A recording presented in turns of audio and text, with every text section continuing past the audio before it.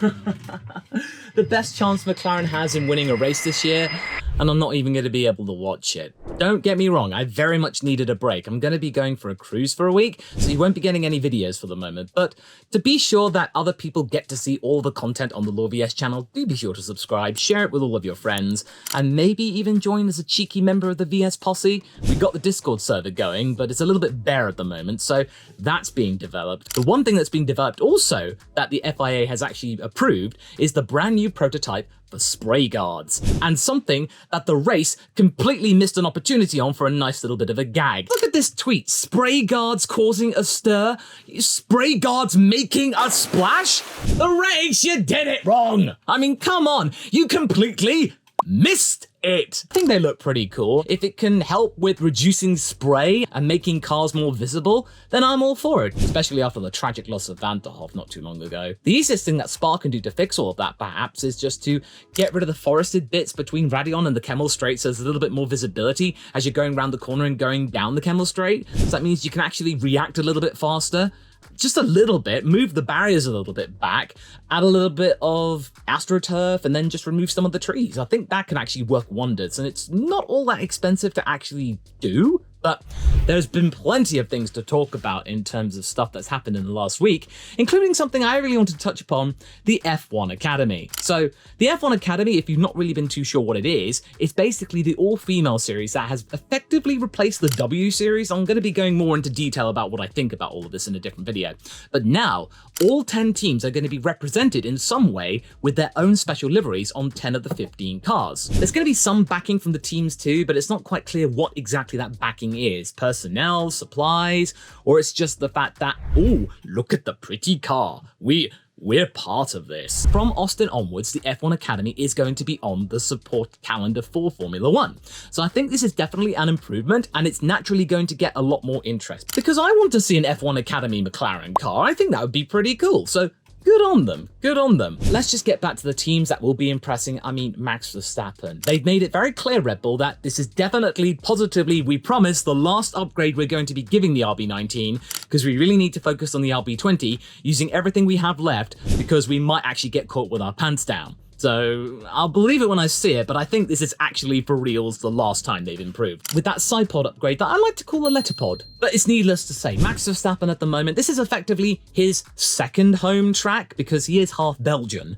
This is just going to be an absolute romp to victory. But I definitely think McLaren is in for a shout here. It probably would have been even more likely if they had their third upgrade installed, but that's not going to be happening until at least Zandvoort, so you might get a surprise of an orange car on the top spot, and it's not Max Verstappen. If Lando won the Dutch Grand Prix, I think the Orange Army would be okay with it. Let me know in the comments if you'd be okay with it. But the fact is though, it's all high and medium speed corners, which the McLaren loves, and the temperatures are going to be quite cool. And that's what the McLaren car also likes too, like we saw in Monaco. Even when the car was a boat, it performed like a speedboat. I am really excited, but I'm going to hold myself because I don't want to get the bobble hat out, because I think I've put it out long enough. But anyway, I also think that Williams stand a good chance for getting a double points finish as well, because as we've all talked about, it's a slippery car, and there's a lot of cars that we've seen in the garage having low downforce rear wings. And we all know that the Williams car is very light on the downforce, so this and Monza could be a very good chance of seeing a double points finish and Logan Sargent getting maybe a cheeky 10th place or something like that. I feel sorry for Logan if he didn't get 1 point before the summer break, because I think if he did get that, he'd definitely have a lot of pressure taken off his shoulders, because everyone just wants the rookies to be gone, because all rookies should never get a chance. But look what happened with Oscar. Sorry. Okay, talked about him long enough. Now, Alpine, they've really got a job on their hands at the moment. Laurent Rossi is gone, the guy who constantly gave them a kick in the pants when they needed it, but now he's been kicked in the pants himself.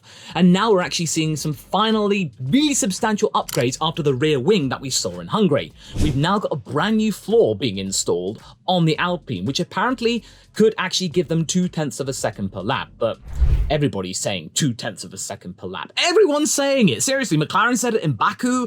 Red Bull were purported to have a 0.2 of a second upgrade. It's just de rigueur. In any case, Alpine have really got to knuckle down, because they are far behind McLaren McLaren at the moment, and they actually, if they want to even get a chance of maintaining 5th place at the end of it all, they need to catch up with McLaren fast, or at least get away from Williams, who are in 7th. Williams is closer to Alpine than Alpine is to McLaren. Isn't that nuts? That's absolutely crazy how that all turned in 3 races. And this is absolutely vital because the floor is very important in modern Formula 1 cars, so it would be foolish to not focus on that part, especially after, Checo flashed everybody again in Hungary. I mean, come on, twice? Ocon, I think, will be the one to score a good amount of points, but the competition is still so fierce. I don't think that Alpine will get a double points finish here. It's just too close between the top 5 teams. It's like the top 5 teams, then Alpine, and then the rest. But it could all change for them because they are hopefully going to get engine homologation coming along for 2024, with them being able to gain 30 horsepower potentially up to for their internal combustion unit, because they are actually down on power, and Red Bull ironically are okay with this. Considering their history about Red Bull downing on Renault all the time, going to the point of them not even calling them Renault engines, calling them Tag Heuer, who make watches. It's just really bizarre them supporting Renault for once. Just weird. Mercedes, they've got some upgrades. It's not quite clear exactly what they will be, but they are very determined to end this part of the season on a high because they have been doing really well. They have been very steadily improving, and many people have been saying I've been a little bit too harsh on Lewis Hamilton in my mid-season ratings video you can check out up top, but I feel like if Lewis can actually maintain this performance and carry on for the rest of the season, that score I gave him will be higher considerably because he is actually improving steadily. Now, Daniel Ricciardo, he did conduct himself very well in Hungary. He might have been in for a shout of the points had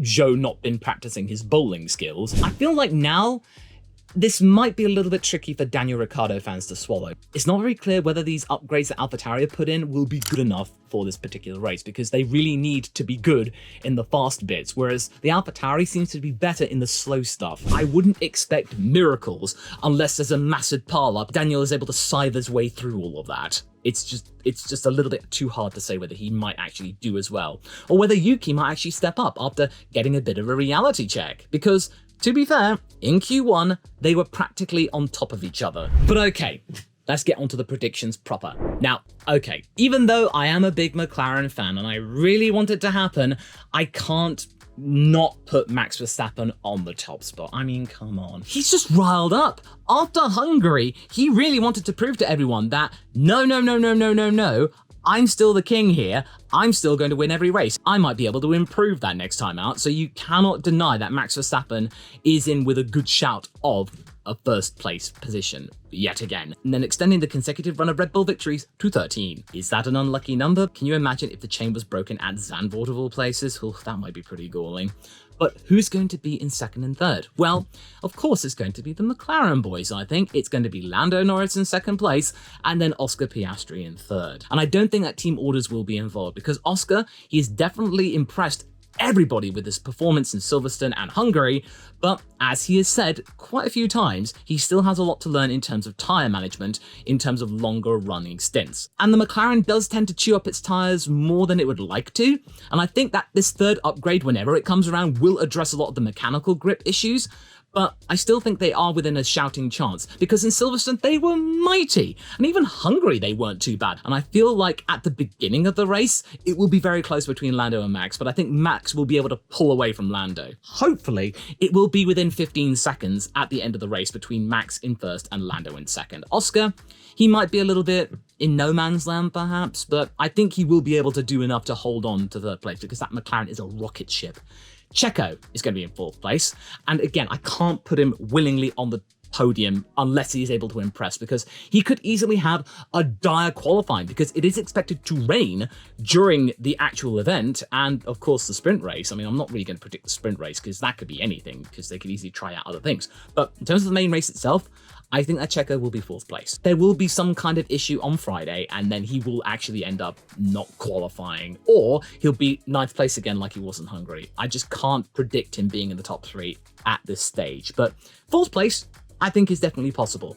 Then Lewis Hamilton, 5th place. He does have a good track record here, and he does have some upgrades. And we've always seen when Mercedes bring up upgrades, they do have a step up in terms of performance. It's easy to say that Mercedes is the 3rd fastest team at the moment. So you got to at least put one of them in the top 5, because you got McLaren, you got Red Bull in there. I think Mercedes is in there as well. And Ferrari, I mean, I've not really talked much about Ferrari, but I don't think there really is much to talk about. They will probably get a double points finish again, but it'll probably be in the bottom half of the top 10, maybe even just one of them. And which one of them? Kind of hard to say. But either way, I'm going to go and pack.